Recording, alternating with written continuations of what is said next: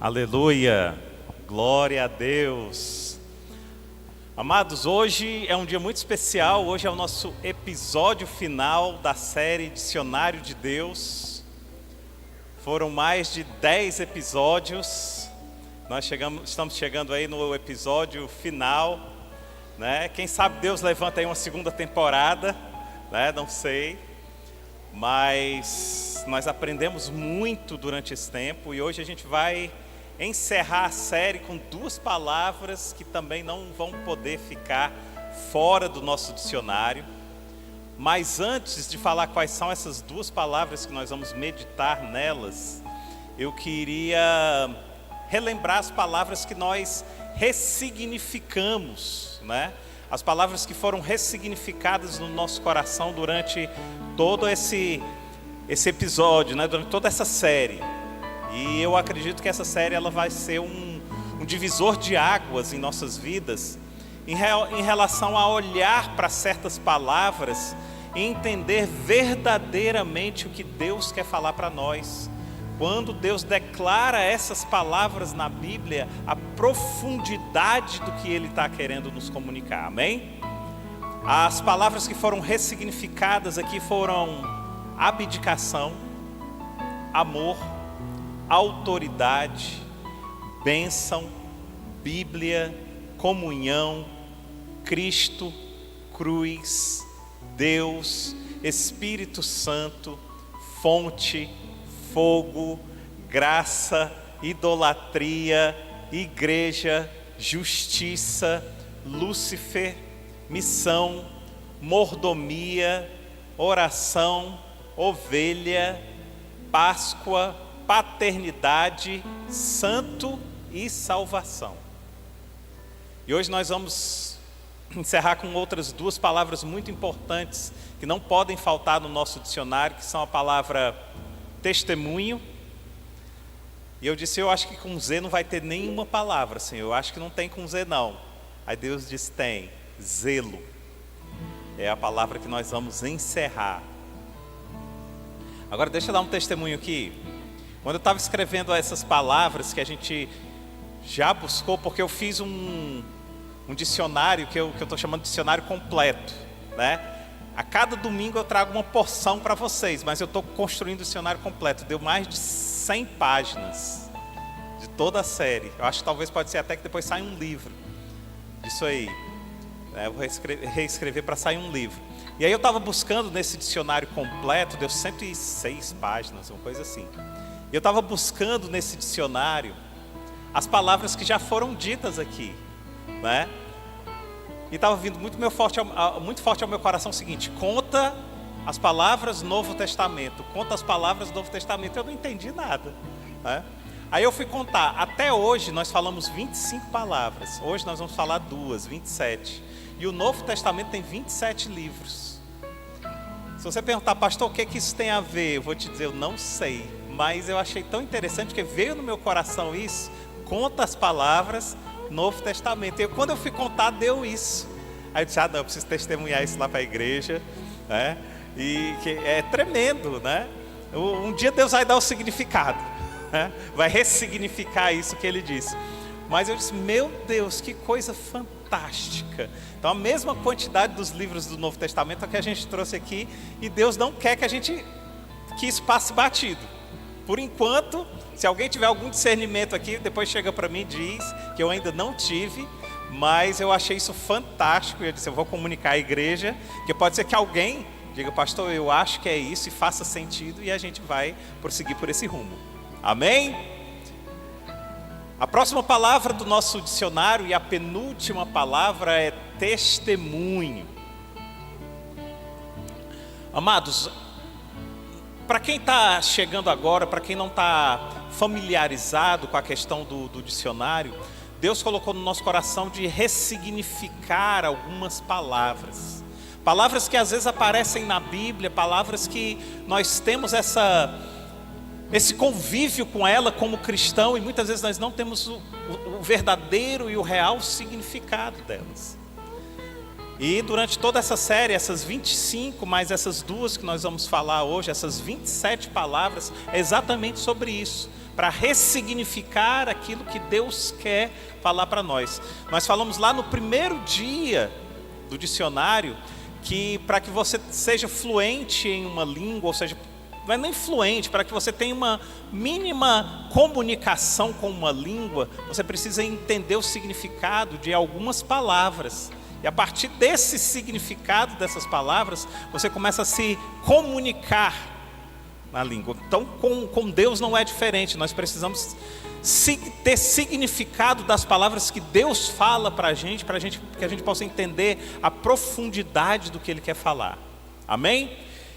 E a palavra de hoje é a palavra testemunho. Nós não fomos chamados apenas para usufruir dos benefícios da salvação, mas nós somos chamados para testemunhar do Salvador a um mundo que jaz no maligno.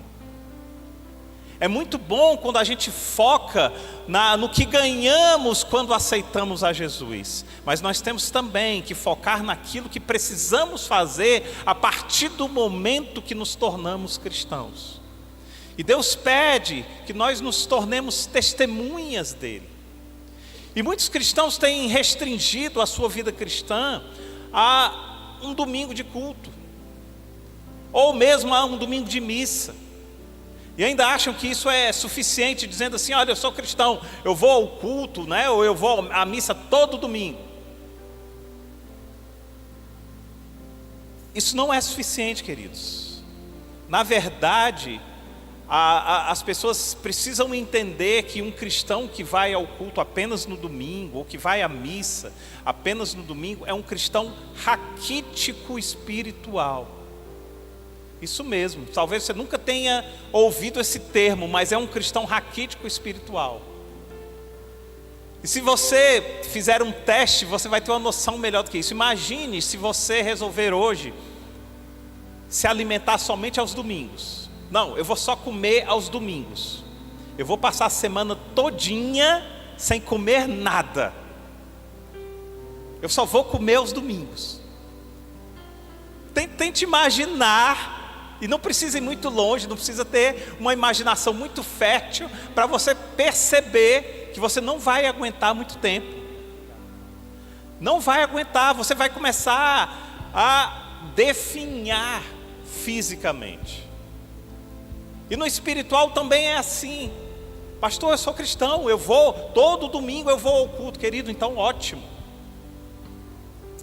Mas você ainda é um raquítico espiritual. Você precisa se alimentar mais. Se alimentar mais da palavra. Então existe o cristão que acha que é cristão simplesmente porque vai aos cultos ao domingo. Mas existe também um outro tipo de cristão.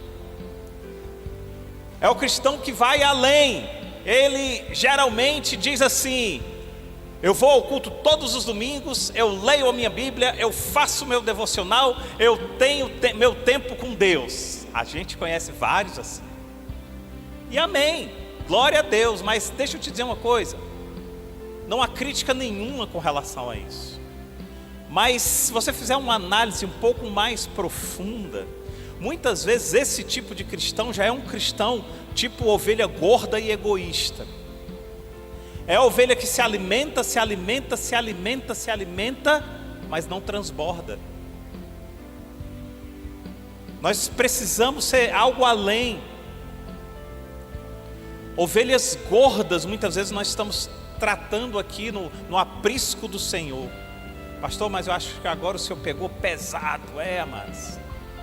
Se você pensou assim, eu quero te dizer que eu pensei a mesma coisa quando eu estava preparando essa palavra. Sabe? Eu disse: eita, eu acho que Deus pegou pesado comigo. Eu disse a mesma coisa: Senhor, o Senhor pegou pesado comigo. E Deus disse: não, filho, eu não peguei pesado com você não. Aprenda a ouvir a realidade. Aprenda a ouvir a verdade. Eu disse: eita, Deus, é difícil. Mas é necessário. E Deus disse algo tremendo para mim.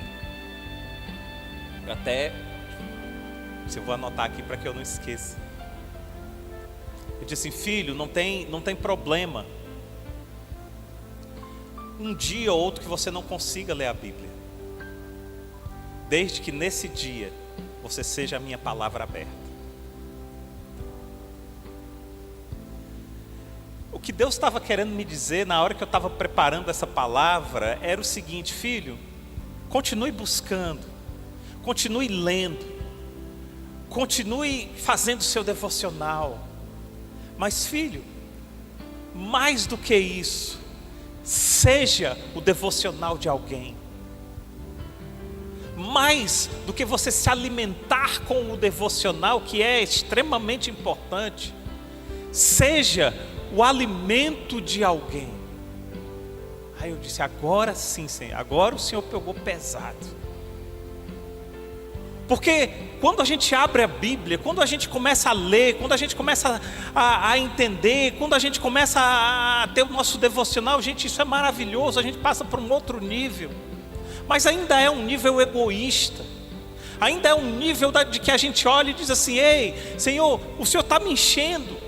Quando Deus diz assim: mas eu não estou te enchendo apenas para que você fique cheio, eu estou te enchendo para que transborde para outras pessoas. Quantos dias nós passamos, e aí a maioria da igreja hoje já está fazendo planner, glória a Deus, gente, aquele planner é tremendo. E eu começo, agora que eu estou começando a entender coisas que Deus coloca na nossa vida. Fizemos o planner e Deus está dizendo: ei, estão fazendo o planner? Ótimo, mas agora está na hora de transbordar. Está na hora de passar para outras pessoas aquilo que você está recebendo. Querido, e não é questão de se você recebe muito ou se você recebe pouco. A mulher samaritana tinha tido um encontro com o Senhor, e ela saiu tão transbordante, que ela voltou com várias pessoas, apenas pelo testemunho dela. Aquele cego, ele teve um encontro com Jesus, e ele saiu glorificando a Deus. E quando os escribas, quando os fariseus olharam para ele e falaram: como é que foi isso aí? Ele disse assim: eu não sei não, eu só sei que eu era cego e agora eu vejo. Era o único testemunho que ele tinha para dar, era a única experiência que ele tinha com Jesus, mas foi o suficiente para ele olhar para aqueles fariseus e falar assim: ei, eu era cego, agora eu vejo, e eu não posso ficar calado, porque eu era cego e agora vejo, e as pessoas precisam entender que agora eu vejo. E nós, que éramos cegos, que éramos coxos, que éramos mancos, que éramos paralíticos espiritualmente falando, e agora vemos, agora andamos, agora o Senhor nos resgatou das trevas para a luz, nós permanecemos apenas nos alimentando. Cadê o nosso testemunho? Isso é ser testemunho. O cristão verdadeiro, ele entende que ele também é um missionário. Ele é um missionário porque ele carrega uma missão de levar Cristo para as nações. Uma vez eu fui convidado para pregar numa igreja, e a igreja era uma igreja de missionários, e eles não entenderam muito bem quando eu disse: ei, todos nós somos missionários. Você é missionário no seu prédio, você é missionário no seu bairro. Eles não entenderam, nunca mais me chamaram para pregar lá. O pastor me ligou dizendo: olha, você está errado. Eu disse: irmão, fique em paz, mas eu não considero que eu esteja errado. Eu considero que você no supermercado você é um missionário, no seu trabalho você é um missionário. Você não precisa ir para a África para ser um missionário. Eles não entenderam isso. Mas por quê? Dicionário de Deus, ressignificando palavras. Pastor, mas a minha vida é tão corrida, pastor. Eu sou um profissional, e eu entro 8 horas da manhã e saio 6 da tarde, já saio cansado, e do trabalho eu vou para a faculdade, chega na faculdade, eu passo mais tantas horas na faculdade, já chego cansado para depois fazer isso tudo de novo. Querido, está aí a tua missão. Em compensação, pastor, eu já sou um aposentado, eu já não tenho tanto o que fazer, eu passo o dia em casa, eu lido com poucas pessoas. Está aí a tua missão. Não é a quantidade de pessoas que você lida, não é o quão distante você vai para pregar a palavra, é o quão você é a palavra por onde você for. A gente costuma dizer aqui algo importantíssimo. Quando Abraão estava caminhando com seu sobrinho Ló, e aí eles prosperaram tanto que eles já não podiam mais andar juntos. E aí eles estavam em meio a um divisor de águas. Eu preciso ir para um lado, você precisa ir para outro, porque a bênção é tão grande que a terra já não comporta as nossas bênçãos. Que maravilha! Mas a prioridade de escolha era de Abraão. Abraão é que era para olhar e falar: eu vou para cá, Ló, você vai para onde você quiser, mas eu vou para cá. Mas Abraão olha para Ló e diz: Ló, escolha para onde você quer ir, Ló. Escolha, pode escolher. E Ló olha e vê as campinas verdejantes de Sodoma e de Gomorra. E Ló diz: eu quero ir para lá, ali parece bom. Abraão, pode ir, eu vou para o outro lado. Sabe por que Abraão não escolheu? Abraão não escolheu porque Abraão sabia que onde ele plantasse as plantas dos pés dele seria bênção. Porque a bênção não estava onde ele ia, a bênção estava nele, para onde quer que ele fosse. Já Ló não, Ló precisou dos olhos para tentar enxergar onde estaria a bênção. Abraão diz: eu não preciso dos olhos para enxergar, porque a fé me diz que a bênção está dentro de mim. Então você não precisa sair procurando onde ser testemunho, porque onde você for, você será testemunho, se você tiver essa visão de Abraão. É isso. E Abraão vai para o outro lado, e a bênção vai com Abraão. Não fique preocupado, querido, para onde você for, ou onde eu vou hoje que eu possa falar de Jesus. Diga assim: Senhor, me usa para onde quer que eu esteja. E Ele vai te usar. Senhor, eu quero ser um testemunho seu. Isso é ser testemunho. E as pessoas erram porque elas não entendem exatamente sobre esse campo missionário. Porque quando se fala de missão ou de missionário, as pessoas lá logo pensam assim em África, pensam em países muçulmanos, né? Aquele pensamento que vem: quanto mais distante eu sou, então eu sou um missionário. Não, querido, não é isso não. A missão está dentro de você, está no seu bairro, a missão está dentro da sua casa, está dentro da sua família. Pregar para os seus filhos e continuar pregando para os seus filhos, e seus filhos crescem, você continua pregando para eles, e continua falando de Deus para eles. E se você é o primeiro da sua casa, como eu fui o primeiro da minha, pregue para os seus pais. Leve a palavra para os seus pais. Leve a palavra para quem está próximo, em amor, aguentando incompreensões. Eu passei por isso. Incompreensões: agora mudou de lado. Como assim? Não. Isso é ser testemunho. Mas qual é a principal missão do cristão? Pastor, a principal missão do cristão é ir evangelizar, fazer discípulos por toda a terra, batizando em nome do Pai, do Filho e do Espírito Santo. Sim, é isso mesmo, você está completamente certo. Mas como eu posso fazer isso? Como? Testemunhando o Cristo que há em mim. Simples. Testemunhando o Cristo que há em mim. Isso é tão bom, querido, sabe por quê? Você não consegue testemunhar o Cristo que há nele, o Cristo que há no outro, o Cristo que há no seu pastor, o Cristo que há no seu irmão, o Cristo que há na irmãzinha do coque, o Cristo que há no irmão da oração. Não, você não vai conseguir. O legal é isso. O legal é que você só consegue testemunhar o Cristo que há em você. E a proporção de que Cristo há em você é a proporção do seu testemunho. Isso é tremendo. Tremendo. Por isso que você tem que ter mais de Cristo para testemunhar. Porque você não vai conseguir testemunhar e falar assim: ei, o Cristo do meu amigo está dizendo para você. Não, isso você não consegue. Mas quando você diz o Cristo que mudou a minha vida, e a pessoa sente que você é um testemunho vivo de mudança e de transformação, querido, aí você vai ver um testemunho vindo com força.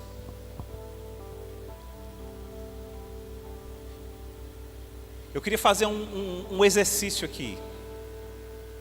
Imagine uma pessoa que você ama muito. Imagine. Todos imaginaram que é uma pessoa que você ama muito? Talvez a pessoa que você mais ama na terra. Essa pessoa que você ama, ela também te ama muito. E ela está prestes a te deixar. Lá no seu íntimo você sabe que você nunca mais vai ver essa pessoa. Imagine isso. Você está diante da pessoa que você mais ama. Essa pessoa te ama muito também. E essa pessoa está prestes a partir. E você sente que você nunca mais vai ver essa pessoa. Então antes de partir, essa pessoa chega pertinho de você e te dá uma palavra de destino. Logo depois dessa palavra de destino, logo depois que ela libera essa palavra, essa pessoa ela fecha os olhos, respira fundo e desfalece. Vocês estão acompanhando? Vocês estão imaginando? Então você faz uma análise rápida e cheia de emoção, que você está emocionado, mas você começa a relembrar as palavras que foram ditas, aquelas últimas palavras da pessoa, as últimas palavras que foram liberadas para você, e você diz: faz todo sentido, todo sentido. A minha pergunta para você é: o que você faria com essas palavras?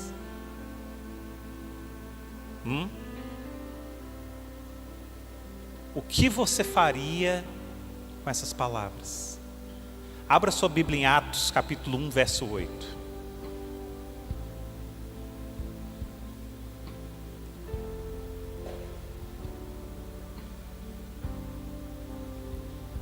O que você faria com as palavras da pessoa que você mais ama e que mais ama você, em que em seu leito de morte te dá uma palavra de destino com todo o sentido, depois fecha os olhos, desfalece, e são as últimas palavras daquela pessoa? O que você faria com essas palavras? Em Atos capítulo 1, verso 8, você vai ver as últimas palavras de Jesus. Depois que Jesus morre, depois que Jesus ressuscita e antes de Jesus ascender aos céus, as últimas palavras de Jesus, palavras de destino para quem Ele ama. Atos 1:8 diz assim: mas recebereis poder ao descer sobre vós o Espírito Santo, e ser-me-eis testemunha tanto em Jerusalém como em toda a Judéia e Samaria, e até aos confins da terra. Tendo dito isso, foi elevado às alturas enquanto eles olhavam, e uma nuvem o encobriu da vista deles. Ficaram com os olhos fixos no céu enquanto ele subia.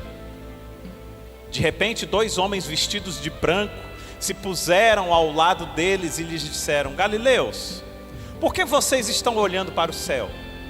Este mesmo Jesus que dentre vocês foi elevado aos céus, voltará da mesma forma que o viram subir. Amado, deixa eu dizer uma coisa para vocês. O meu amado Jesus, antes de ascender aos céus, me disse para eu ser testemunho dele. Percebe a ressignificação da palavra testemunho? O meu amado, que deu a sua vida por mim, antes de subir, disse para mim: seja testemunha. Ele disse isso. E ser-me-eis testemunha, tanto em Jerusalém, como em Judéia, como na Samaria, até aos confins da terra. O meu amado disse isso. E a pergunta que eu quero fazer é: o que eu vou fazer com essas palavras? O que eu estou fazendo com as palavras que o meu amado me disse antes de morrer?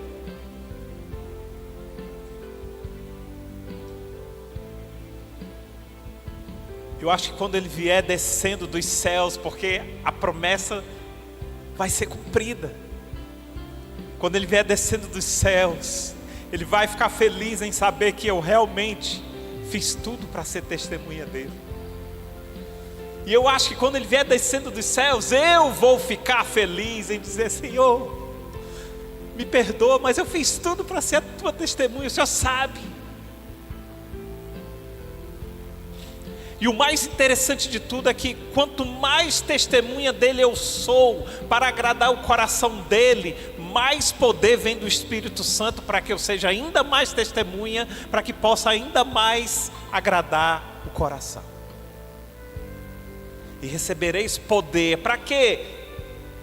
Para ser testemunha. Quanto mais testemunha, mais poder. E quanto mais poder, mais testemunha. É isso. E ainda tem um poder tremendo nessa história. Quanto mais eu tento agradar o coração dele, mais o meu coração se agrada. É tremendo. Por isso Paulo tinha um coração tão contente, um contentamento enorme no coração, porque a missão de Paulo era testemunhar o Cristo que havia nele. E quando nós cumprimos, você já viu quando você cumpre uma missão, como você fica feliz? Você já viu quando você dá uma missão para uma criança e a criança cumpre a missão e olha para você e o pai diz para o filho assim: filho, parabéns, você cumpriu a missão. O filho, ele fica feliz, a criança fica feliz. Assim somos nós ainda somos crianças em Deus. E quanto mais a gente agrada o coração dele na missão, mais o nosso coração se agrada. E eu não sei como é isso, eu não sei como é que funciona, mas eu sei que é assim. Eu sei que o meu coração se agrada em agradar o coração dele. É desse jeito. É simples assim. Esse é o significado da palavra testemunho. Por isso nós estamos ressignificando tantas palavras, querido, que a gente passa batido quando a gente diz: opa, quando Deus diz ser-me-eis testemunha, Ele está dizendo a você: eu preciso, eu quero, eu coloco você como minha testemunha na terra. E quem aqui é da área do direito, quem aqui é da área da justiça, sabe a importância de uma testemunha. A testemunha, ela dá destino a processos. A testemunha, ela dá destino a sentenças. A testemunha livra, a testemunha condena.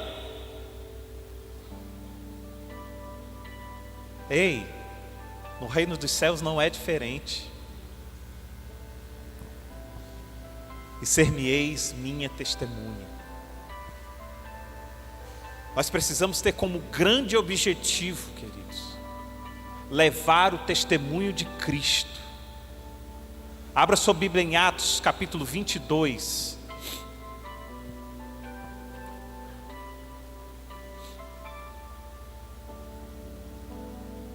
Olha como a vida de Paulo tem tudo a ver com o testemunho que Paulo foi.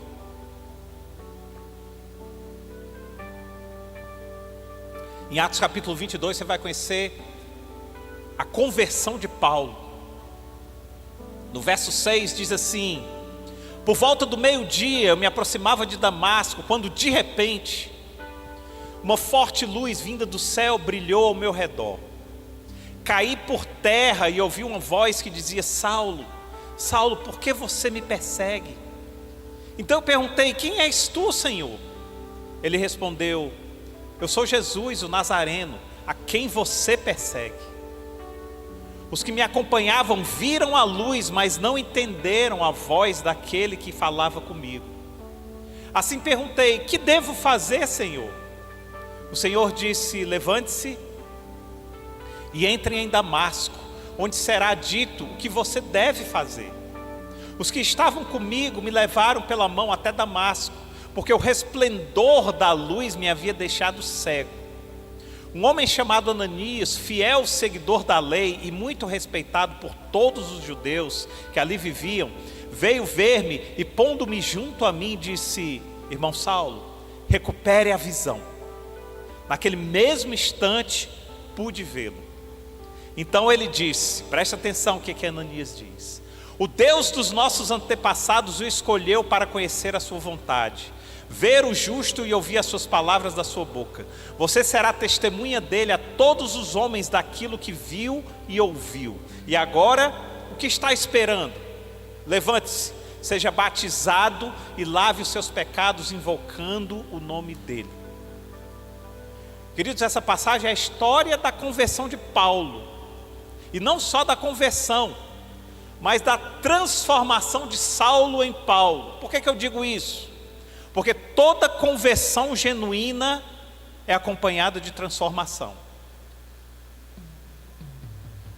Toda conversão genuína é acompanhada de algum tipo de transformação. Por isso fica aquela discussão, que eu costumo chamar de discussão evangélica, sabe? Que não leva a lugar nenhum. É assim, quando eu me converto, eu sou salvo ou eu não sou salvo? Eu perco a salvação? Eu não perco a salvação? Querido, isso é discussão genuína, é discussão evangélica. Quando você se converte, você não perde salvação, desde que sua conversão seja conversão genuína. E a sua conversão genuína, ela vem acompanhada de transformação, porque se ela não vier acompanhada de transformação, não é conversão genuína.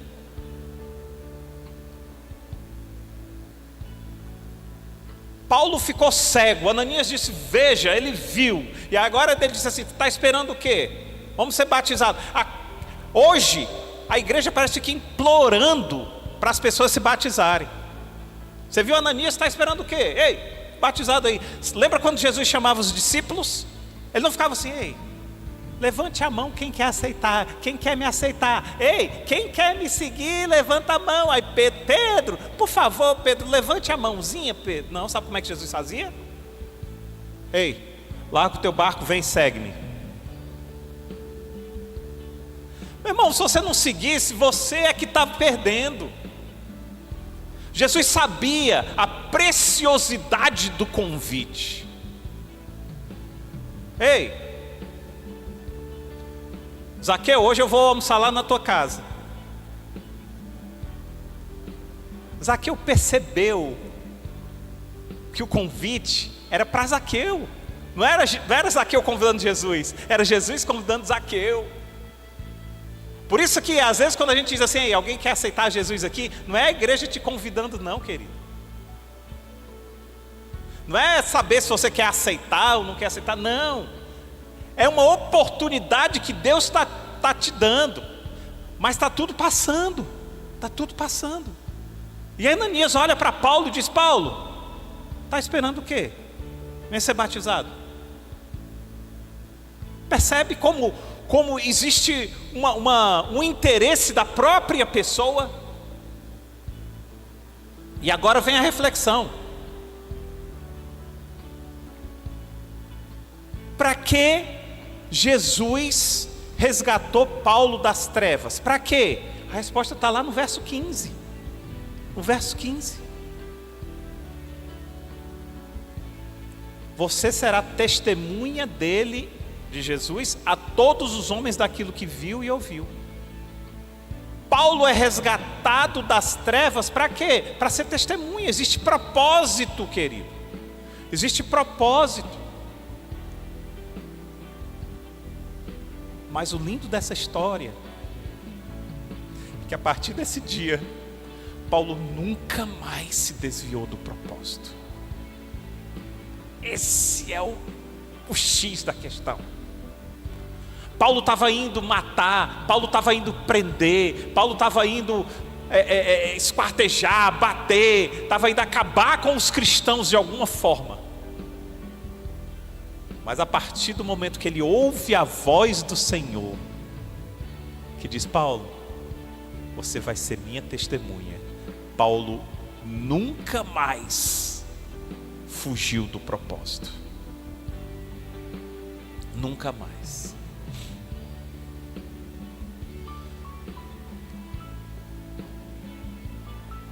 Qual é o teu propósito? Como tem sido o teu testemunho? E para finalizar testemunho, deixa eu te dizer uma coisa, querido.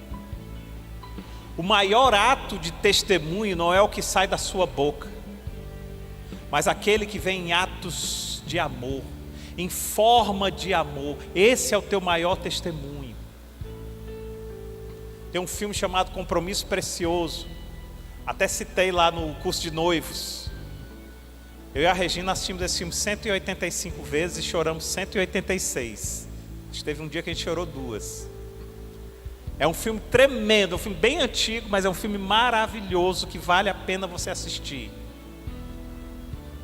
E é um filme americano, e lá nos Estados Unidos, quando o filho completa uma certa idade, que ele vai passar para a faculdade, ele sai de casa, e ele vai fazer a faculdade longe. E esse filho sai de casa, e vai fazer a faculdade, e os pais ficando velhos. E quando o filho volta para passar umas férias em casa, ele já volta noivo, já para apresentar a noiva, já com o casamento marcado. E o pai convida ele para jogar tênis. E ele está jogando tênis com o pai. Quem for assistir o filme, na hora do tênis, pode lembrar desse momento. E aí o pai chega para ele e diz: puxa, filho, você foi morar longe e eu queria tanto te falar sobre casamento, sobre como é ter uma esposa, como é ser um marido, e eu não tive essa oportunidade. Aí o filho olha para o pai e diz: pai, eu observei o senhor esse tempo todo. Não é o que o senhor fala, foi o que o senhor fez, pai. Fique tranquilo. Testemunho. Se você está criando ainda seu filho ainda está na fase, daquela fase de endurecendo o pescoço, de dura cerviz, ei, é o teu testemunho que vai falar mais alto. É o teu testemunho. É o teu testemunho que vai fazer a diferença quando o mundo convidá-lo para algo e quando o Espírito convidá-lo para algo.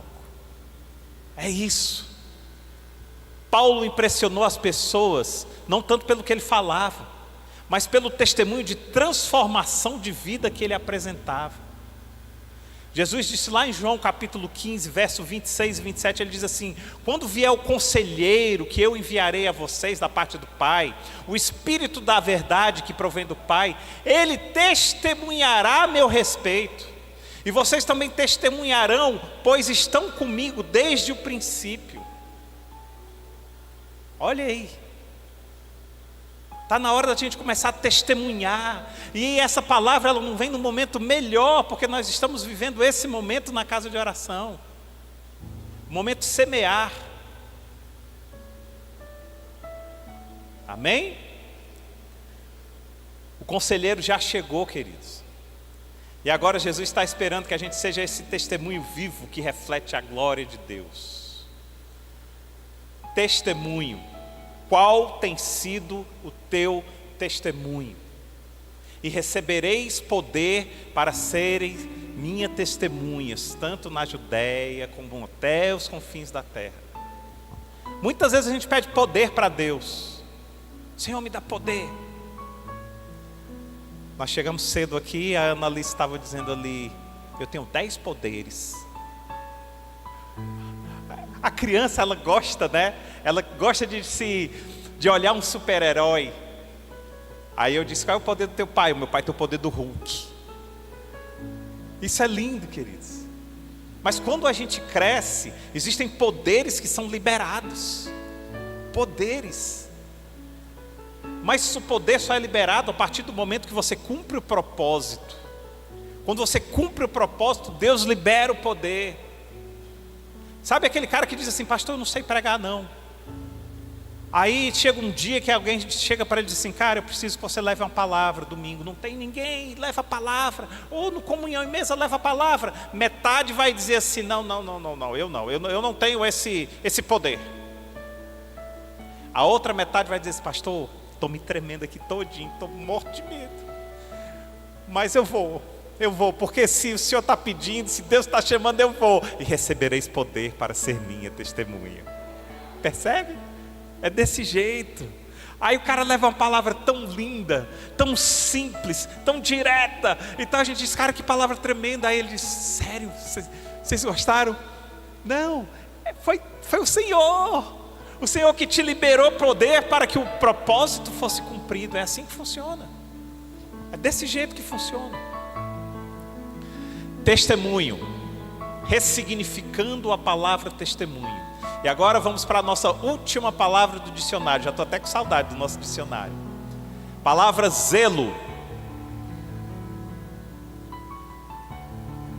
Essa palavra zelo, queridos, ela não só perdeu o significado durante o tempo, mas principalmente ela perdeu o uso. As pessoas não sabem mais o que é ter zelo. As pessoas não sabem mais o que significa essa palavra em toda a sua plenitude. É uma palavra que não é mais comum a gente ouvir falar.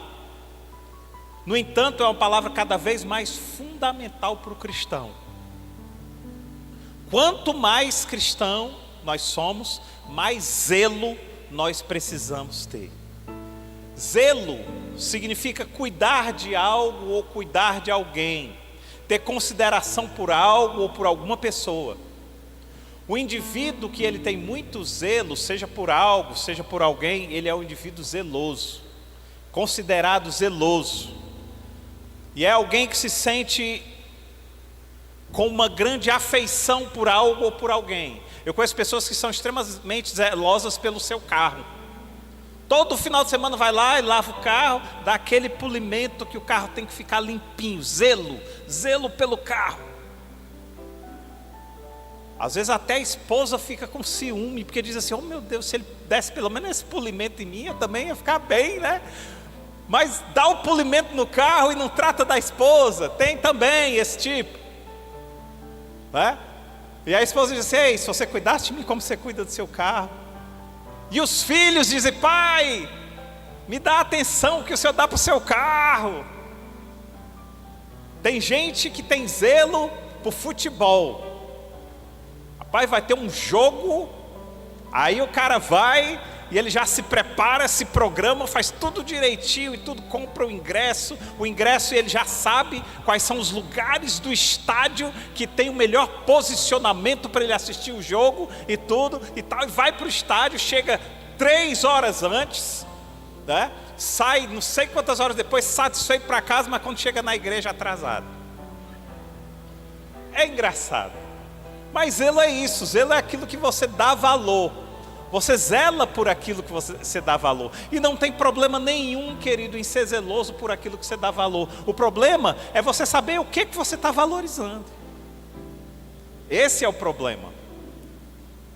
Às vezes valorizamos coisas demais, quando na verdade são coisas que você pode até deixar um pouco para cá, porque tem outras que precisam de um zelo e de uma atenção maior. Então nós precisamos prestar muita atenção nessa palavra zelo. Sabe por quê? Porque o nosso Deus é um Deus zeloso. Eu disse no Comunhão e Mesa sexta-feira, a gente estava meditando na palavra, e a palavra da sexta-feira foi como viver um dia de cada vez. E a gente estava dizendo que, lendo a Bíblia lá, e assim, e Jesus disse, gente, toda vez que você estiver lendo a Bíblia, que aparecer assim, e disse Jesus alguma coisa, para tudo, desliga celular, para tudo, e tal, porque é o nosso mestre que está falando. Ler a Bíblia é muito bom, mas quando você vê, e disse Jesus, uau! Jesus é tremendo, não é? E por que você precisa ser zeloso? Porque o nosso Deus é zeloso.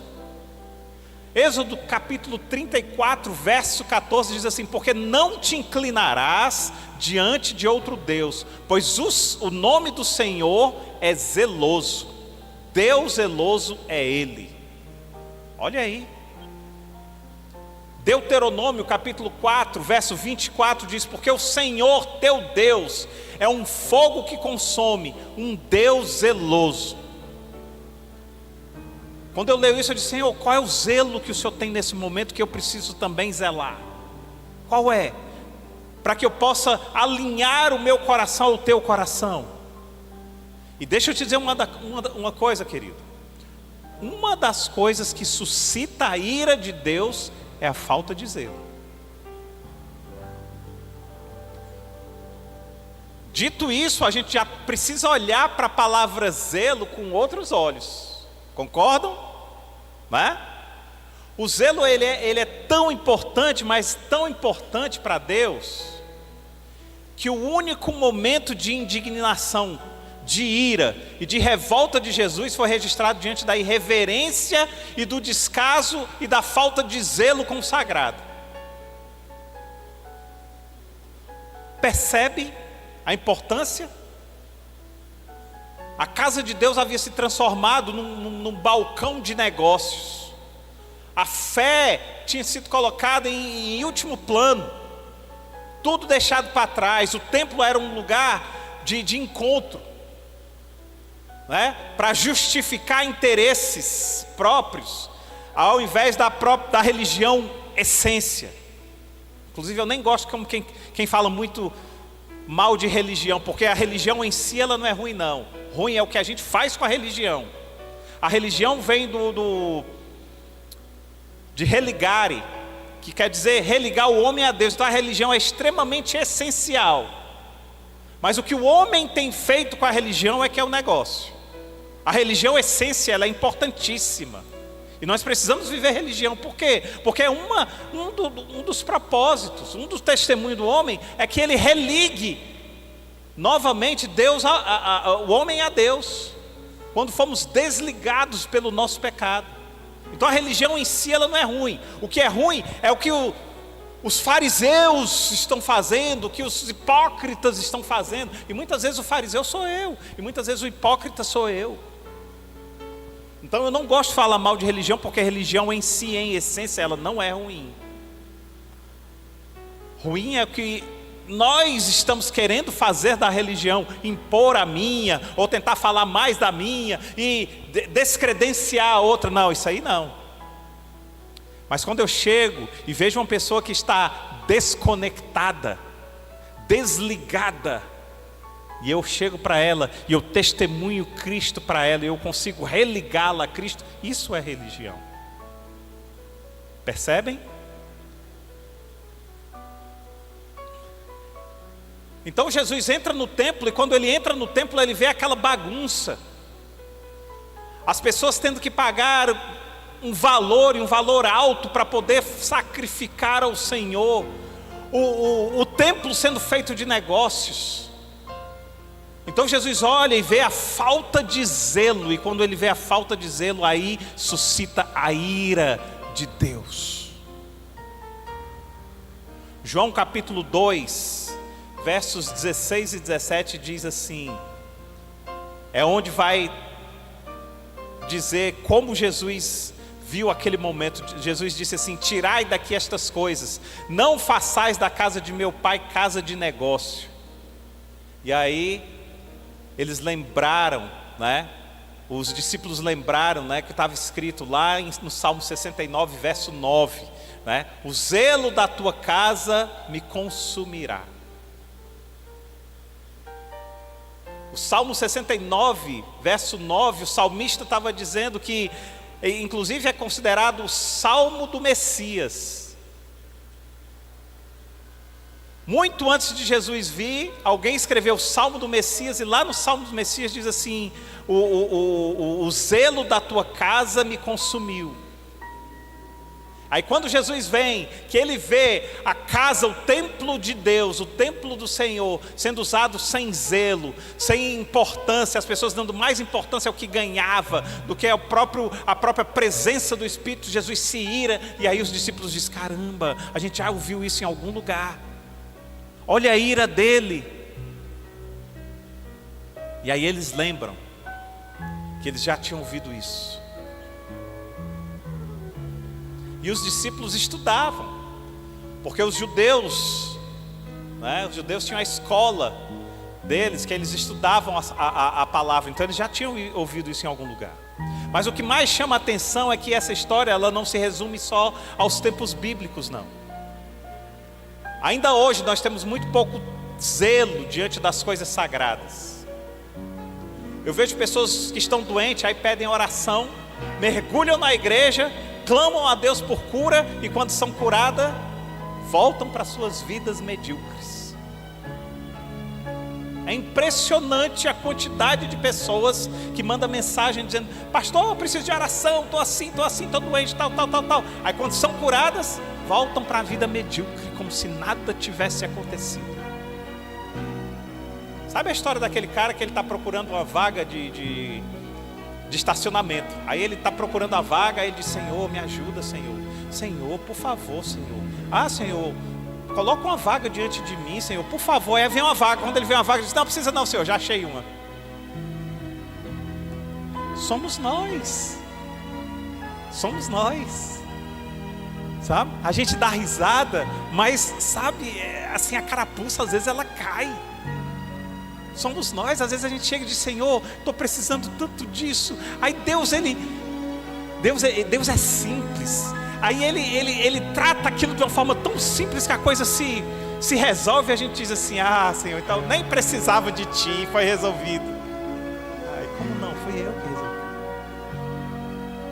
resolvi. Então o cara da vaga, ele é assim: cadê uma vaga, Senhor? Cadê uma vaga? Ah, não precisa não, já achei, Senhor. Precisa mais não, precisa de ti mais não, já achei. Então as pessoas, elas precisam de oração. Estou passando por tribulação, estou passando por doença, estou passando por isso. Aí você ora e tudo, e a gente sabe que tudo vem de Deus. E aí quando Deus cura, quando Deus concede aquilo que a pessoa precisa, a pessoa, pum, some. Isso é uma. Pessoas que entram na presença de Deus para pedir as coisas. Avalie como é que está a tua oração, querido. Avalie como é que está a tua oração. A gente tem, de vez em quando, a gente tem treinado aqui, no turno de oração, orar a palavra. O que é orar a palavra? Eu vou esquecer de mim, eu posso estar com 1000 problemas, eu posso estar arrasado, eu posso estar quebrantado, mas quando eu entro na presença, o que importa é a presença. O que importa na presença não são os meus problemas. O que importa na presença é a presença do mestre, do rei, do amado. E aí nós estamos aprendendo, de vez em quando a gente traz isso, ó pessoal, o seguinte: hoje ninguém vai orar por causa própria não. Hoje nós vamos orar a palavra. Senhor, Tu és lindo, Senhor, Tu és lindo. Vamos procurar na Bíblia, nós vamos começar a soltar isso durante a semana, de vez em quando, uma vez ou outra, vamos começar a soltar, ó, nós vamos orar sobre a glória de Deus. Senhor, Tu és belo. Aí você vai na Bíblia e procura: Senhor, Tu és belo, Senhor, Tu és maravilhoso, Senhor, tal, e é isso que a gente vai orar lá. E aí nós vamos exaltar o nome dEle. Nós não vamos exaltar a nossa doença, nós não vamos exaltar o nosso problema. Nós vamos colocar diante dEle aquilo que Ele é. Percebe? Isso é zelo. É zelo com a palavra. Pastor, mas eu preciso tanto. Não tem algo que você precise mais do que a presença do Abba. Essa é a verdade. Essa é a verdade. Para de olhar para o teu umbigo. É um novo nível. É um novo nível, querido. É o nível de olhar para Deus. O Senhor é o meu pastor e nada me faltará. Na versão que eu mais gosto diz: o Senhor é o meu pastor, de nada sentirei falta. Não é que Ele não tenha falta, é que Ele está diante de um pastor tal de que Ele diz assim: o que eu estou sentindo agora senão a presença? Os amigos de Jó, quando viram Jó tinha tanto sofrimento, que eles passaram 7 dias assim, ó. A Bíblia diz que eles passaram 7 dias calados olhando para Jó, devido ao nível de sofrimento de Jó. Agora deixa eu te perguntar uma coisa: se o sofrimento humano é capaz de emudecer uma pessoa durante 7 dias, que a pessoa fique contemplando aquele sofrimento 7 dias, dizendo: meu Deus, que sofrimento. Quantos dias você não vai ficar contemplando a glória de Deus quando você estiver na glória de Deus? Meu irmão, eu já estou preparado. Quando eu chegar lá diante de Deus, que eu ver a glória, eu vou ficar na glória assim, aí 1000 anos depois eu vou olhar para o lado e vou dizer assim, é lindo, né? Mais 1000. Aí 1000 anos depois eu vou olhar e vou dizer, que glória, hein? Mais 1000. 1000 eu vou olhar para o outro lado e dizer, tá vendo o que eu estou vendo? Oh glória! Mais 1000. Olha, se o cara ficou 7 dias num sofrimento, meu irmão, eu vou passar a eternidade na glória, só olhando, só falando. Pastor, mas o senhor não vai ter fome? Fome? A glória me alimenta. Pastor, mas o senhor não vai ter problema? Problema? A glória me alimenta. Deixa eu te contar um segredo. Você já pode experimentar um pouquinho da glória agora. Quando você entrar na presença, olha para a glória. Olha para a glória. E diz assim, Senhor, eu cheguei aqui cheio de dor, cheio de problemas, cheio de necessidades, mas a glória superou tudo isso. Tudo isso. Isso é o que a gente vai aprender no turno de oração a partir de agora. É isso que a gente vai aprender. É olhar para a glória, porque é a glória que importa. É a glória que conta, querido. Isso é zelo. Zelo por aquilo que é. Mas não é só isso. Vou encerrar. Eu vejo pessoas também que vão à igreja, mas não conseguem prestar atenção na palavra ministrada porque não desgrudam de celular. Cada mensagem, cada toque que o WhatsApp dá, ela tem que olhar para saber o que foi. E aí, sabe o que acontece? Estão extremamente conectadas ao Wi-Fi e estão pouquíssimo conectadas a Deus. Tem gente que chega aqui para mim e diz assim, ei, pastor, qual é a senha do Wi-Fi? Aí a gente já sabe, né? Quando é para alguma coisa, né? A gente já sabe, eu digo assim, é oração. Aí, não, pastor, não deu certo não. Eu disse, não, tente de novo. Não, pastor, eu disse, é oração. O Wi-Fi é oração, pode botar a senha do Wi-Fi, é oração. Pastor, não está dando certo. Eu disse, claro, você não está orando, você está mexendo no celular. Quando você orar, você vai conseguir se conectar. Fique tranquilo, quando você começar a orar, ah, pastor, assim não vale. Aí eu disse, qual é o Wi-Fi que você quer? Ei, quer se conectar com Deus? Sabe qual é a senha? Oração. E eu vou te dizer uma coisa, querido. Não tem negócio de falhou sinal, não tem nada. Botou a senha lá, pá, conecta. Botou a senha lá, conecta. Mas tem gente que parece que... Vou dizer uma coisa para vocês, eu estou querendo... Se alguém comprar essa ideia, me ajuda. Estou querendo colocar um armáriozinho bem ali assim, coloque aqui seu celular, sabe? Você vai chegar no culto, vai deixar seu celular lá no armáriozinho, né? Com aquelas entradinhas. Quando você sair, você pega o seu celularzinho e leva de novo. Estou pensando nisso. Para quê? Para saber o quanto você é capaz de deixar de lado as coisas que te prendem para entrar na presença do Senhor. Pastor, mas eu acho isso uma besteira. Eu não. Porque senão seria uma besteira também tirar os sapatos quando você entra na terra sagrada. E quando a sarça está ardente, que Moisés chega perto, Deus diz assim, Moisés, tira as sandálias, porque a terra que você está é terra santa. Ah, Senhor, besteira. É. Percebe? Aquilo que a gente não valoriza é besteira. Quando a gente não valoriza, se torna besteira. Mas quando você está carente da presença, você diz, o que mais eu preciso deixar? É para deixar a chave do carro? É para deixar a carteira? É para deixar o quê? Eu preciso da presença. É besteira para quem não está conectado, para quem não está no Wi-Fi da oração. E isso é falta de zelo. Então, se o nosso Deus é zeloso, nós precisamos ser zelosos. Agora deixa eu te fazer uma pergunta. Deixa eu ver como é que está o nosso tempo aqui. Você poderia dizer que você é zeloso para Deus?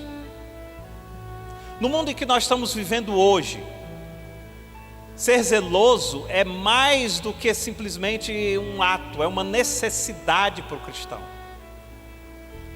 E agora eu vou finalizar, pode começar a subir o louvor. O zelo de Deus, ele é tão grande, mas tão grande. Presta atenção nisso, querido. E é com isso aqui eu vou finalizar. Que é difícil a gente compreender hoje. Mas apesar de ser difícil, é necessário a gente compreender. Hoje pela manhã eu acordei e fui fazer o meu devocional. Era logo cedo, todo mundo dormindo ainda lá em casa. E eu fazendo a minha leitura bíblica, eu estava lendo Deuteronômio capítulo 21. E aí eu lendo Deuteronômio capítulo 21, quando eu cheguei no verso 18, Deus vai falar sobre filhos desobedientes. Presta atenção, queridos. Presta atenção o que é o zelo de Deus. Deuteronômio capítulo 21, verso 18. Hoje, eu nem imaginava que eu ia colocar isso aqui na palavra. Aí tinha lá o título, filhos desobedientes, na minha Bíblia. E o título varia de Bíblia para Bíblia, mas diz o seguinte, presta atenção. Se alguém tiver um filho contumaz e rebelde, que não obedece à voz de seu pai e à da sua mãe, e ainda castigado não lhes dá ouvido, seu pai e sua mãe o pegarão, o levarão aos anciãos da cidade, à sua porta e lhe dirão: este nosso filho é rebelde e contumaz, não dá ouvidos à nossa voz, é dissoluto e beberrão. Então todos os homens da sua cidade o apedrejarão até que morra. Assim eliminarás o mal do meio de ti. Todo Israel ouvirá e temerá. Quando eu li isso, eu disse: uau, Senhor, isso é um choque para mim. Eu comecei a orar imediatamente. Eu parei, por isso eu digo para vocês, queridos, que eu já passei muito do tempo de ler a Bíblia em um ano, ler 4 capítulos em um ano. Eu leio até onde Deus dispara. Eu estava começando a minha leitura bíblica. Quando eu li isso, eu parei, comecei a orar e disse: Senhor, fala para mim direito como é que é esse negócio. Foi um choque para mim. E eu fui orar e comecei a pedir discernimento para Deus. Hoje pela manhã isso. Eu disse: Senhor, isso aqui é muito para mim. Então quer dizer que se um filho for desobediente, leva e apedreja até a morte? Como é isso? Aí Deus falou comigo.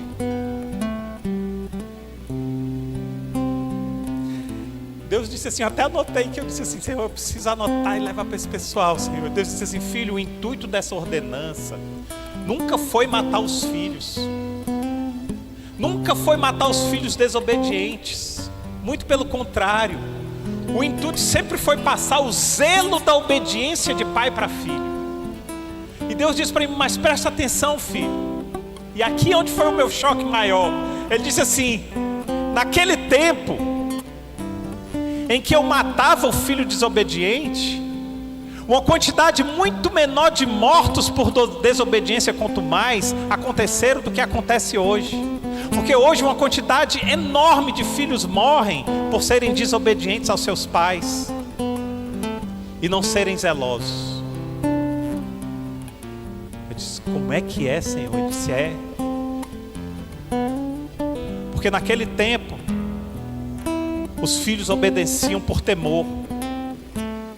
Onde está o temor e o zelo hoje, meu filho? Percebe? Você entendeu? Por isso que quando Deus olha para Adão e para Eva e diz: de todas as árvores do jardim comereis, mas da árvore do conhecimento do bem e do mal não como, porque se comer certamente morrerás. Ele sabia o que estava falando. O que Deus estava dizendo é o seguinte: ei, eu não estou matando o filho desobediente, eu estou matando o filho contumaz. Mas morreram muito menos naquele tempo do que estão morrendo hoje.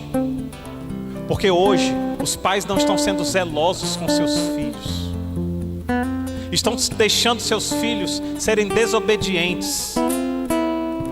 Porque talvez uma palmadinha, talvez isso, não pode mais tocar na criança.